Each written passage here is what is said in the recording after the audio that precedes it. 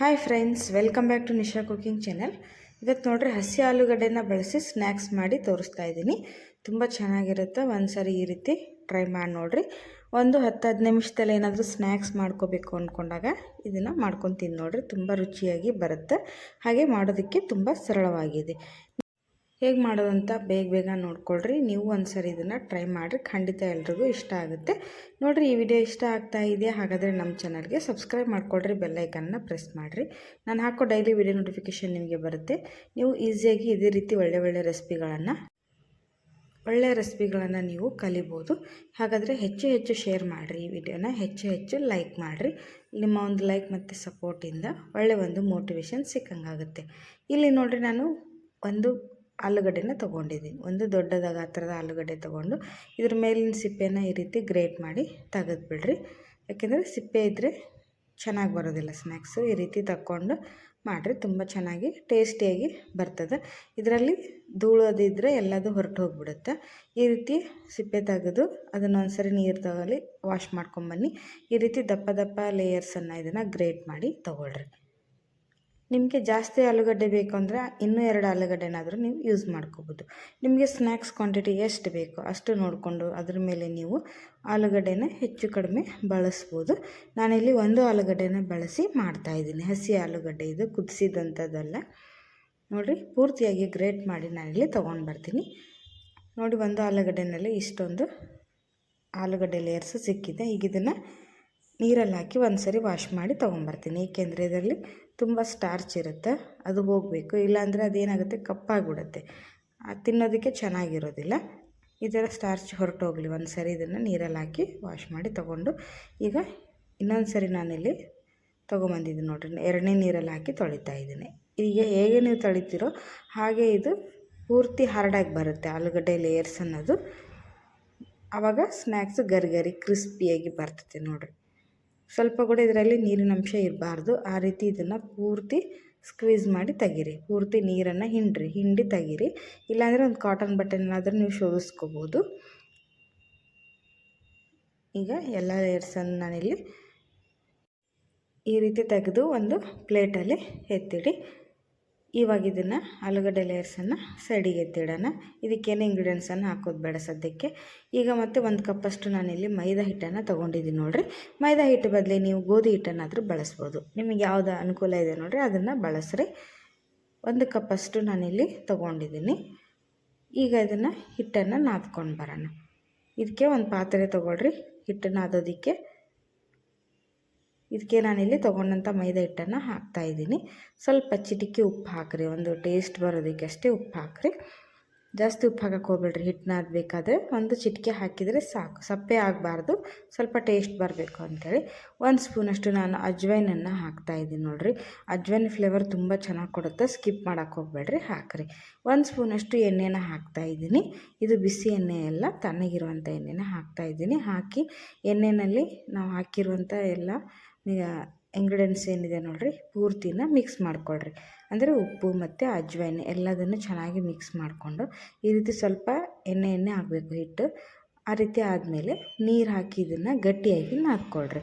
ಅಂದರೆ ಚಪಾತಿ ಹಿಟ್ಟಿನಿಗಿಂತ ಗಟ್ಟಿಯಾಗಬೇಕು ಇದು ಹಿಟ್ಟು ಎಷ್ಟು ಚೆನ್ನಾಗಿ ನೀವು ನಾದ್ಕೋತಿರೋ ಸ್ನ್ಯಾಕ್ಸು ಅಷ್ಟು ಚೆನ್ನಾಗಿ ಗರಿಯಾಗಿ ಬರುತ್ತೆ. ಸ್ವಲ್ಪ ಹಿಟ್ಟು ಸಾಫ್ಟ್ ಆದರೆ ಕರೆಕ್ಟಾದ ಶೇಪ್ ಬರೋದಿಲ್ಲ. ಆಮೇಲೆ ಮೆತ್ತಗಾಗಿ ಸ್ಲೈಸಸ್ ಎಲ್ಲ ಹರಿದೋಗೋ ಚಾನ್ಸಸ್ ಇರುತ್ತೆ. ಹಾಗಾಗಿ ನೋಡಿಕೊಂಡು ನಾದ್ಕೊಳ್ರಿ. ಸ್ವಲ್ಪ ನೀರು ಹಾಕಿ ನಾದ್ರಿ. ಒಂದು 5-10 ನಿಮಿಷ ಇದನ್ನು ನೆನೆಯಕ್ಕೆ ಬಿಡೋದ್ರಿಂದ ಇನ್ನೂ ಸಾಫ್ಟಾಗಿ ಬರುತ್ತೆ. ಅಂದರೆ ಕಲಸಿಟ್ಟ ಮೇಲೆ ನೆನೆಸ್ತೀವಲ್ವ, ಹಿಟ್ಟು ಇನ್ನೂ ಸಾಫ್ಟಾಗಿ ಬರುತ್ತೆ. ನೋಡಿರಿ, ಈ ರೀತಿ ಗಟ್ಟಿಯಾಗಿಯೇ ನಾದ್ಕೊಳ್ರಿ. ಹೀಗೇನೆ ನೋಡಿರಿ, ಗಟ್ಟಿಯಾಗಿ ನಾದಿ ಒಂದು 10 ನಿಮಿಷ ಇದನ್ನು ನೆನೆಯಕ್ಕೆ ಬಿಡಬೇಕು. ಆವಾಗ ಸ್ವಲ್ಪ ಇದು ನೆನೆದು ಚೆನ್ನಾಗಿ ಸಾಫ್ಟಾಗಿ ಬರ್ತೈತೆ. ನೋಡಿರಿ, ನಾನಿಲ್ಲಿ ತೋರಿಸ್ತಾ ಇದ್ದೀನಿ. ಈ ಹದಕ್ಕೆ ಇರಬೇಕು. ಈಗ ಇದನ್ನು 10 ನಿಮಿಷ ನೆನೆಸಿದ್ಮೇಲೆ ನೋಡಿರಿ ಈ ರೀತಿ ಸಾಫ್ಟಾಗಿ ಬಂದಿದೆ. ಒಂದು ಸ್ವಲ್ಪ ಇದನ್ನು ಕೈಯಿಂದ ಮಿದ್ದುಬಿಟ್ಟು ಇಡಿದಾದಂಥ ಒಂದು ಉಳ್ಳೆನ ಮಾಡ್ಕೋತಾ ಇದ್ದೀನಿ ನಾನು. ನೀವು ಬೇಕಾದರೆ ಇದರಲ್ಲಿ 2 ಪಾರ್ಟಾಗಿಯೂ ಮಾಡ್ಕೋಬೋದು. 2 ಉಳ್ಳೆಯನ್ನು ತೊಗೊಂಡು ಮಾಡ್ಬೋದು. ನಾನಿಲ್ಲಿ ಒಂದೇ ಉಳ್ಳೆನಲ್ಲಿ ದೊಡ್ಡದಾದಂಥ ಚಪಾತಿನ ಇಲ್ಲಿ ರೆಡಿ ಮಾಡ್ತೀನಿ. ಅಂದರೆ ಪೂರ್ತಿ ದೊಡ್ಡದಾದಂಥ ಚಪಾತಿನ ಲಟ್ಟಿಸ್ಕೊಳ್ರಿ. ಒಂದೇ ಸರಿ ಲಟ್ಸೋದ್ರಿಂದ ನೋಡಿರಿ ಬೇಗನೆ ಆಗುತ್ತೆ ಕೆಲಸ ಎಲ್ಲ. ಸ್ನ್ಯಾಕ್ಸನ್ನು ಫಟಾಫಟ್ ಅಂತೇಳಿ ಮಾಡ್ಕೋಬೋದು. ನಾವು ಚಿಕ್ಕ ಚಿಕ್ಕ ಉಂಡೆಯನ್ನು ಮಾಡಿಕೊಂಡು ಲಟ್ಟಿಸ್ಕೊಂಡ್ರೆ ಟೈಮ್ ತೊಗೊಳುತ್ತೆ. ಈ ರೀತಿ ದೊಡ್ಡದಾದಂಥ ಚಪಾತಿನ ಲಟ್ಟಿಸ್ಕೊಂಡು ಮಾಡಿಕೊಂಡ್ರೆ ಇಮಿಡಿಯೇಟಾಗಿ ಮಾಡ್ಬೋದು, ಒಂದೇ ಸರಿಗೇ ಆಗುತ್ತೆ ನೋಡಿರಿ. ಹೀಗೇ ಸ್ವಲ್ಪ ಹಿಟ್ಟು ಗಟ್ಟಿ ಇರೋದ್ರಿಂದ ಚಪಾತಿ ಹಿಗ್ಗೋದಕ್ಕೆ ಟೈಮ್ ತೊಗೊಳುತ್ತೆ, 1-2 ನಿಮಿಷ. ಇದನ್ನು ಸರಿಯಾಗಿ ದಪ್ಪ ತೆಳ್ಳಗೆ ಮಾಡಲಾರ್ದಂಗೆ ಈಕ್ವಲ್ ಆಗಿ ಹಿಟ್ಟನ್ನು ಲಟ್ಟಿಸ್ಕೊಳ್ರಿ. ನಾವೀಗೆಲ್ಲ ಸಮೋಸ ಶೀಟೆಲ್ಲ ಲಟ್ಟಿಸ್ತೀವಲ್ವ, ಅದೇ ರೀತಿಯೇ ಇರಬೇಕು. ಪೂರ್ತಿ ತೆಳ್ಳಗೂ ಇರಬಾರ್ದು, ಪೂರ್ತಿ ದಪ್ಪನೂ ಇರಬಾರ್ದು ನೋಡಿರಿ. ಇಷ್ಟು ಇದ್ದರೆ ಸಾಕು, ನಾನಿಲ್ಲಿ ತೋರಿಸ್ತಾ ಇದ್ದೀನಿ. ಇಷ್ಟು ತೆಳ್ಳಗೆ ಇದ್ದರೆ ಸಾಕು ನೋಡಿರಿ. ಈಗ ಈ ರೀತಿ ದೊಡ್ಡದಾದಂಥ ಚಪಾತಿನ ಲಟ್ಟಿಸ್ಕೊಂಡ್ಬಿಟ್ಟು ಈಗ ಇದನ್ನು ಎಡ್ಜಸ್ ಎಲ್ಲ ನಾನು ಕಟ್ ಮಾಡಿ ತೊಗೋತೀನಿ. ಅಂದರೆ ಇದನ್ನು ಸ್ಕ್ವೇರ್ ಆಕಾರದಲ್ಲಿ ನಾನಿಲ್ಲಿ ಕಟ್ ಮಾಡ್ತೀನಿ ನೋಡಿರಿ. ಮಿಕ್ಕಿದಂಥ ಪಾರ್ಟನ್ನು ಮತ್ತೆ ನೀವು ಲಟ್ಟಿಸ್ಕೊಂಡು ಯೂಸ್ ಮಾಡ್ಕೋಬೋದು, ಅದೇನು ವೇಸ್ಟ್ ಆಗೋದಿಲ್ಲ. ಮತ್ತು ಈ ರೀತಿ ಸ್ಕ್ವೇರ್ ಆಕಾರದಲ್ಲಿ ನೀವು ಮಾಡಿಕೊಂಡು ಮತ್ತೆ ಅದನ್ನು ಬಳಸ್ಬೋದು ನೋಡಿ. ನಿಮಗೆ ಯಾವ ಶೇಪ್ ಬೇಕಂದರೆ ನೀವು ಸಮೋಸ ಶೇಪಲ್ಲಾದರೂ ಮಾಡ್ಕೋಬೋದು. ಇದೊಂಥರ ಡಿಫ್ರೆಂಟ್ ಆಗಿರುತ್ತೆ, ತಿನ್ನೋದಕ್ಕೂ ಒಳ್ಳೆ ರುಚಿ ಇರುತ್ತೆ. ಒಂದು ಸರಿ ನೀವು ಇದನ್ನು ಟ್ರೈ ಮಾಡಿರಿ, ಖಂಡಿತ ನೋಡಿರಿ, ಮಕ್ಕಳಿಗಂತೂ ತುಂಬ ಇಷ್ಟ ಆಗುತ್ತೆ. ಈ ರೀತಿ ಮಧ್ಯದಲ್ಲಿ ಕಟ್ ಮಾಡಿಕೊಡ್ರಿ, ಸ್ಕ್ವೇರ್ದಲ್ಲಿ ಕಟ್ ಮಾಡ್ಕೊಂಡ್ಮೇಲೆ ಆಮೇಲೆ ನೋಡಿರಿ, ತುಂಬ ಚಿಕ್ಕ ಚಿಕ್ಕದಾಗಿ ಬೇಡ, ಸ್ವಲ್ಪ ದೊಡ್ಡದಾಗಿ ಈ ರೀತಿ ನೋಡಿರಿ ಟ್ರಯಾಂಗಲ್ ಶೇಪನಲ್ಲಿ ಇದನ್ನು ಕಟ್ ಮಾಡಿಕೊಡ್ರಿ. ಪೂರ್ತಿ ತೆಳ್ಳಗೆ ಮಾಡಬಾರ್ದು, ಪೂರ್ತಿ ದಪ್ಪನೂ ಮಾಡಬಾರ್ದು ನೋಡಿರಿ. ಈ ರೀತಿ ಇದ್ದರೆ ಸಾಕು. ಈಗ ಅದು ಪರ್ಫೆಕ್ಟ್ ಆಗಿದೆ. ಇದಕ್ಕೀಗ ಮಸಾಲ ರೆಡಿ ಮಾಡೋಣ. ಇಲ್ಲಿ ನೋಡಿರಿ, ಫಸ್ಟು ನಾವು ಆಲೂಗಡ್ಡೆ ಲೇಯರ್ಸೇನು ಗ್ರೇಟ್ ಮಾಡಿ ವಾಶ್ ಮಾಡಿ ತೊಗೊಂಡಿದ್ವಲ್ಲ, ಇದಕ್ಕೆ 1 ಚಿಟಿಕೆ ಉಪ್ಪು ಹಾಕ್ತಾಯಿದ್ದೀನಿ. ಟೇಸ್ಟಿಗೆ ನೋಡಿಕೊಂಡು ಹಾಕಿರಿ. ಆಮೇಲೆ ಸ್ವಲ್ಪ ಕಟ್ ಮಾಡಿದಂಥ ಕರಿಬೇವು ಸೊಪ್ಪನ್ನು ಹಾಕ್ತಾಯಿದ್ದೀನಿ. ಕರಿಬೇವು ಸೊಪ್ಪಿನ ಫ್ಲೇವರ್ ತುಂಬ ಚೆನ್ನಾಗಿ ಕೊಡುತ್ತೆ, ಇದಕ್ಕೆ ಟೇಸ್ಟೂ ಸೂಪರಾಗಿರುತ್ತೆ. ಒಂದು ಅರ್ಧ ಸ್ಪೂನಷ್ಟು ಜೀರಿಗೆ ಹಾಕ್ತಾಯಿದ್ದೀನಿ.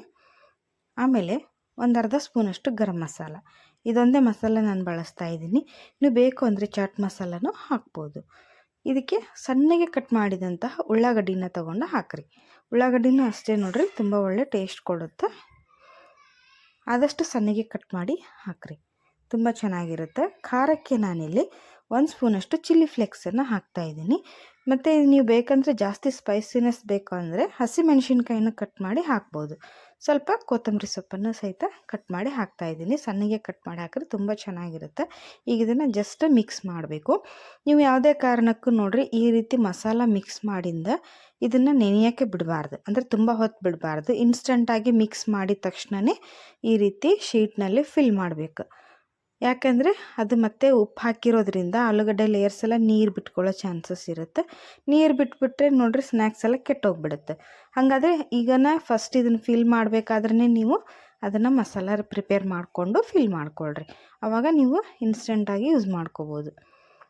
ಒಂದು 5 ನಿಮಿಷ ನೀವೇನಾದರೂ ಬಿಟ್ಬಿಟ್ರೆ ಅದು ತುಂಬ ನೀರು ಬಿಟ್ಕೊಂಡ್ಬಿಡುತ್ತೆ. ಈಗ ನೋಡಿರಿ, ಮಸಾಲ ಮಿಕ್ಸ್ ಮಾಡಿದ ತಕ್ಷಣ ಸ್ವಲ್ಪ ನಾನಿಲ್ಲಿ ಎಡ್ಜಸ್ಸಿಗೆ ಇಡ್ತಾಯಿದ್ದೀನಿ. ಇದೆಲ್ಲ ಮಸಾಲ 1 ಸ್ಪೂನಷ್ಟು ಇದನ್ನು ಫಿಲ್ ಮಾಡಿಕೊಳ್ರಿ. ಅಂದರೆ ಪೂರ್ತಿ ಲಾಸ್ಟಲ್ಲಿ ಫಿಲ್ ಮಾಡಿಕೊಂಡು ಈ ರೀತಿ ಇದನ್ನು ರೋಲ್ ಮಾಡಿಕೊಳ್ರಿ. ನೀವು ಮಧ್ಯಕ್ಕೆ ಇಡಬಾರ್ದು, ಮಸಾಲಾನ ಲಾಸ್ಟಿಗೆ ಇಡಬೇಕು ನೋಡಿರಿ. ಆಲೂಗಡ್ಡೆ ಮಸಾಲ ಏನಿದೆ ಕೊನೆಯಲ್ಲಿ ಇಡಬೇಕು. ಶೀಟ್ನ ಕೊನೆಯಲ್ಲಿಟ್ಟು ಈ ರೀತಿ ರೋಲ್ ಮಾಡಿಕೊಂಡು ನಿಧಾನಕ್ಕೆ ಇದನ್ನು ಪ್ರೆಸ್ ಮಾಡಿಕೊಡ್ರಿ. ಹೊರಗಡೆ ಏನು ಬರೋದಿಲ್ಲ ಮಸಾಲ ಫಿಲ್ ಮಾಡಿದ್ದು. ಆ ರೀತಿ ಇದನ್ನು ನಿಧಾನಕ್ಕೆ ಈ ರೀತಿ ರೋಲ್ ಥರ ಫೋಲ್ಡ್ ಮಾಡಿಕೊಡ್ರಿ. ಮಾಡಿಕೊಂಡು ಎಡ್ಜಸ್ನೆಲ್ಲ ನೀಟಾಗಿ ಅಂಟಿಸ್ರಿ, ಚೆನ್ನಾಗಿ ಅಂಟ್ಕೊಳ್ಳುತ್ತೆ. ಈ ರೀತಿ ಮಾಡಿದರೆ ಸ್ನ್ಯಾಕ್ಸ್ ರೆಡಿ ಆಯಿತು ನೋಡಿರಿ. ಸ್ವಲ್ಪ ಈ ರೀತಿ ನಿಧಾನಕ್ಕೆ ಇದನ್ನು ಫೋಲ್ಡ್ ಮಾಡಿಕೊಡ್ರಿ. ಮಸಾಲ ಏನು ಹೊರಗೆ ಬರೋದಿಲ್ಲ. ನಿಮಗೆ ಮಸಾಲೆ ಎಷ್ಟು ಬೇಕೋ ನೋಡಿರಿ ಅಷ್ಟು ಫಿಲ್ ಮಾಡಿಕೊಡ್ರಿ, ಹೆಚ್ಚು ಕಡಿಮೆ ಮಾಡ್ಬೋದು. ನಿಧಾನಕ್ಕೆ ಎಡ್ಜಸ್ನೆಲ್ಲ ನೀಟಾಗಿ ಈ ಥರ ಅಂಟಿಸ್ಕೊಳ್ರಿ, ಚೆನ್ನಾಗಿ ಅಂಟ್ಕೊಳ್ಳುತ್ತೆ ನೋಡಿರಿ. ಪರ್ಫೆಕ್ಟ್ ಆದ ಶೇಪ್ನಲ್ಲಿ ರೆಡಿಯಾಗಿದ್ದಾವೆ. ಇದೇ ರೀತಿ ಎಲ್ಲ ಸ್ನ್ಯಾಕ್ಸನ್ನು ನಾನು ಫಿಲ್ ಮಾಡಿ ತೊಗೊಂಬರ್ತೀನಿ. ಈಗ ಇದನ್ನು ಫ್ರೈ ಮಾಡೋಣ. ಫ್ರೈ ಮಾಡೋದಕ್ಕೆ ನಾನಿಲ್ಲಿ ಕಡಾಯಿನ ಬಿಸಿ ಮಾಡೋಕ್ಕೆ ಇಟ್ಟಿದ್ದೀನಿ. ಶಾಲೋ ಫ್ರೈ ಮಾಡ್ತಾಯಿದ್ದೀನಿ ನಾನಿಲ್ಲಿ. ಎಣ್ಣೆ ಬೇಕಾದಷ್ಟು ಹಾಕಿರಿ. ಫ್ರೈ ಮಾಡೋದಕ್ಕೆ ಎಷ್ಟು ಬೇಕೋ ಅಷ್ಟು ಎಣ್ಣೆನ ನೋಡಿ ಹಾಕ್ಕೊಂಡು ನೀವು ಬೇಕಾದರೆ ಡೀಪ್ ಫ್ರೈ ಆದರೂ ಮಾಡ್ಕೋಬೋದು. ಆದರೆ ಎಣ್ಣೆ ಇಲ್ಲಿ ಓವರ್ ಹೀಟ್ ಆಗಬಾರ್ದು, ಜಸ್ಟ್ ಎಣ್ಣೆ ಬಿಸಿ ಆಗಬೇಕು ನೋಡಿರಿ. ಬಿಸಿ ಆದರೆ ಸಾಕು. ಕಡಿಮೆ ಉರಿಯಲ್ಲಿ ಇದನ್ನು ಫ್ರೈ ಮಾಡಿಕೊಳ್ರಿ. ಆವಾಗ ಕ್ರಂಚಿಯಾಗಿ ಗರಿಗರಿಯಾಗಿ ಬರುತ್ತೆ ಸ್ನ್ಯಾಕ್ಸು. ಏಕ್ದಮ್ ನಾವು ಹೈ ಫ್ಲೇಮ್ ಇಟ್ಟು ಫ್ರೈ ಮಾಡಿದ್ರೆ ಮೇಲೆಯಿಂದ ಫ್ರೈ ಆಗಿರುತ್ತೆ, ಒಳಗಡೆಯಿಂದ ಆಲೂಗಡ್ಡೆ ಹಾಗೇ ಹಸಿಯಾಗಿ ಉಳಿದು ಬಿಡುತ್ತೆ. ಸ್ವಲ್ಪ ಇದನ್ನು ಮೀಡಿಯಮ್ ಟು ಹೈ ಫ್ಲೇಮ್ ಇಟ್ಕೊಂಡು ನೀವು ಫ್ರೈ ಮಾಡಿಕೊಂಡ್ರೆ ಒಳಗಡೆನ ಆಲೂಗಡ್ಡೆ ತುಂಬ ಚೆನ್ನಾಗಿ ಸಾಫ್ಟಾಗಿ ಬೆಂದಿರುತ್ತೆ, ತಿನ್ನೋದಕ್ಕೆ ಒಳ್ಳೆ ರುಚಿ ಇರುತ್ತೆ. ಇದು ಮೇಲೆಯಿಂದ ಕೋಟಿಂಗ್ ಏನು ನಾವು ಕೊಟ್ಟಿರ್ತೀವೋ ಅದು ಕ್ರಿಸ್ಪಿಯಾಗಿ ಬಂದಿರುತ್ತೆ ನೋಡಿರಿ. ಅದಕ್ಕೆ ಸ್ವಲ್ಪ ಇದನ್ನು ಲೋ ಫ್ಲೇಮ್ ಇಟ್ಕೊಂಡು ಫ್ರೈ ಮಾಡ್ಕೊಳ್ರಿ. ಈಗ ಇದು ಒಂದು ಸೈಡ್ ಚೆನ್ನಾಗಿ ಫ್ರೈ ಆದಮೇಲೆ ಇದನ್ನು ತಿರುಗಿಸಿ ಹಾಕ್ರಿ. ನೋಡಿರಿ ಕಲರ್ ಚೇಂಜ್ ಆದ್ರಾಗ ನಿಮ್ಗೆ ಗೊತ್ತಾಗುತ್ತೆ. ಆವಾಗ ಇದನ್ನು ತಿರುಗಿಸಿ ಹಾಕಿ ಬೇಯಿಸ್ಕೊಳ್ರಿ. ಯಾವುದೇ ಸ್ಲರಿಗಳು ಏನು ಬೇಕಾಗಿಲ್ಲ, ಡೈರೆಕ್ಟಾಗಿ ನೀವು ಇದನ್ನು ಈ ಥರ ಫ್ರೈ ಮಾಡ್ಕೋಬೋದು, ತುಂಬ ಚೆನ್ನಾಗಿ ಬರುತ್ತೆ ನೋಡಿ. ಡಬಲ್ ಲೇಯರ್ಸ್ ಇರೋದ್ರಿಂದ ತುಂಬ ಕ್ರಿಸ್ಪಿಯಾಗಿ ಬರುತ್ತೆ ಇದು. ಈಗ ಎರಡು ಕಡೆ ಸರಿಯಾಗಿ ಫ್ರೈ ಮಾಡಿದ್ಮೇಲೆ ಎಣ್ಣೆ ಬಸ್ತು ಇದನ್ನು ಬಿಸಿ ಬಿಸಿಯಾಗಿ ಸರ್ವ್ ಮಾಡಿಕೊಂಡು ತಿಂದ್ರಿ. ಇದೇ ಥರ ನೋಡಿರಿ ಎಲ್ಲ ಆಲೂಗಡ್ಡೆ ಸ್ನ್ಯಾಕ್ಸ್ ರೆಸಿಪಿಗಳನ್ನು ನಾನು ನಮ್ಮ ಚಾನಲ್ನಲ್ಲಿ ಶೇರ್ ಮಾಡಿದ್ದೀನಿ, ನೀವು ನೋಡ್ಬೋದು. ಬರೀ ಆಲೂಗಡ್ಡೆ ಸ್ನ್ಯಾಕ್ಸ್ ಅಷ್ಟೇ ಅಲ್ಲದೆ ವೆಜ್ ರೆಸಿಪಿಗಳು, ನಾನ್ ವೆಜ್ ರೆಸಿಪಿಗಳಾಗಿರ್ಬೋದು ಅಥವಾ ಲಂಚ್ ಬಾಕ್ಸ್ ರೆಸಿಪಿಗಳು, ರೈಸ್ ರೆಸಿಪಿ ಪ್ರತಿಯೊಂದನ್ನು ನಾನು ನಮ್ಮ ವಿಡಿಯೋದಲ್ಲಿ ಅಪ್ಲೋಡ್ ಮಾಡಿದ್ದೀನಿ ನಮ್ಮ ಚಾನಲ್ನಲ್ಲಿ. ನೀವು ಚಾನಲ್ನ ಓಪನ್ ಮಾಡಿ ನೋಡಿದ್ರೆ ಎಲ್ಲ ರೀತಿಯ ಅಡುಗೆ ವಿಡಿಯೋಗಳು ನಿಮಗೆ ಸಿಗುತ್ತೆ. ನಿಮಗೆ ಯಾವೆಲ್ಲ ಇಷ್ಟ ಅನಿಸಿದ್ರೆ ನೋಡಿರಿ ಎಲ್ಲ ನಿಮ್ಮ ಫ್ಯಾಮಿಲಿ ಫ್ರೆಂಡ್ ಜೊತೆ ಹೆಚ್ಚು ಶೇರ್ ಮಾಡಿರಿ, ಹೆಚ್ಚು ಲೈಕ್ ಮಾಡಿರಿ. ಏಕೆಂದರೆ ನಿಮ್ಮ ಒಂದು ಲೈಕ್ ಮತ್ತು ಸಪೋರ್ಟಿಂದ ಒಂದು ಮೋಟಿವೇಶನ್ ಸಿಕ್ಕಂಗಾಗುತ್ತೆ. ಇನ್ನೂ ಒಳ್ಳೆ ರೆಸಿಪಿಗಳನ್ನು ವಿಡಿಯೋಗಳನ್ನು ನಿಮ್ಮ ಜೊತೆ ಶೇರ್ ಮಾಡ್ತೀನಿ ಅಂತ ಹೇಳ್ತಾ ಇದ್ದೀನಿ. ಈಗ ನೋಡಿರಿ ನಾನಿಲ್ಲಿ ಸೆಕೆಂಡ್ ಟ್ರಿಪ್ಪನ್ನು ಕರಿತಾ ಇದ್ದೀನಿ. ಮಿಕ್ಕಿದಂಥ ಎಲ್ಲ ಸ್ನ್ಯಾಕ್ಸನ್ನು ಇದೇ ರೀತಿ ಲೋ ಫ್ಲೇಮ್ ಇಟ್ಕೊಂಡು ಫ್ರೈ ಮಾಡ್ಕೊಂಡು ತೊಗೊಂಡು ನೋಡಿರಿ, ತುಂಬ ಕ್ರಿಸ್ಪಿ ಆ್ಯಂಡ್ ಕ್ರಂಚಿಯಾಗಿ ಬರುತ್ತೆ. ಈಗ ಇದನ್ನು ಸಹಿತ ಎಣ್ಣೆ ಬಸ್ತು ಸರಿಯಾಗಿ ತೆಗೆದುಬಿಡ್ರಿ. ಜಾಸ್ತಿ ಆಯಿಲೇ ಅಬ್ಸರ್ವ್ ಮಾಡ್ಕೊಳ್ಳೋದಿಲ್ಲ ನೋಡಿರಿ, ಕಡಿಮೆ ಎಣ್ಣೆಯಲ್ಲಿ ನೀವು ಇದನ್ನು ಫ್ರೈ ಮಾಡ್ಕೋಬೋದು. ಕಲರ್ ಚೇಂಜ್ ಆಗೋವರೆಗೂ ಇದನ್ನು ಫ್ರೈ ಮಾಡಿಕೊಡ್ರಿ. ನೋಡಿರಿ 1 ಕಪ್ಪು ಹಿಟ್ಟಿನಲ್ಲಿ ನೀವು ಇಷ್ಟೊಂದು ಸ್ನ್ಯಾಕ್ಸನ್ನು ಮಾಡ್ಕೋಬೋದು. ನಿಮಗಿನ್ನೂ ಜಾಸ್ತಿ ಬೇಕು ಅಂದರೆ ಜಾಸ್ತಿ ಇಂಗ್ರೀಡಿಯೆಂಟ್ಸನ್ನು ಡಬಲಾಗಿ ನೀವು ಇದನ್ನು ಯೂಸ್ ಮಾಡಿಕೊಂಡು ಬೇಕಾದಷ್ಟು ಸ್ನ್ಯಾಕ್ಸನ್ನು ಪ್ರಿಪೇರ್ ಮಾಡ್ಕೋಬೋದು. ನೋಡಿ ಇಲ್ಲಿ ಯಾವ ರೀತಿ ಬಂದಿದೆ ಅಂಥೇಳಿ ತೋರಿಸ್ತಾ ಇದ್ದೀನಿ. ಸೂಪರ್ ಟೇಸ್ಟಿಯಾಗಿದೆ, ತುಂಬ ಚೆನ್ನಾಗಿ ಬಂದಿದೆ, ಬಿಸಿಯಾಗಿದೆ. ತಡೆಯೋಕ್ಕೆ ನೀವು ಕೂಡ ಇವತ್ತೇ ಇದನ್ನು ಟ್ರೈ ಮಾಡಿ ನೋಡಿರಿ, ಹೇಗೆ ಬಂತು ಅಂಥೇಳಿ ತಿಳಿಸಿ. ವಿಡಿಯೋ ನೋಡಿದ್ದಕ್ಕೆ ಧನ್ಯವಾದಗಳು. ಬಾಯ್.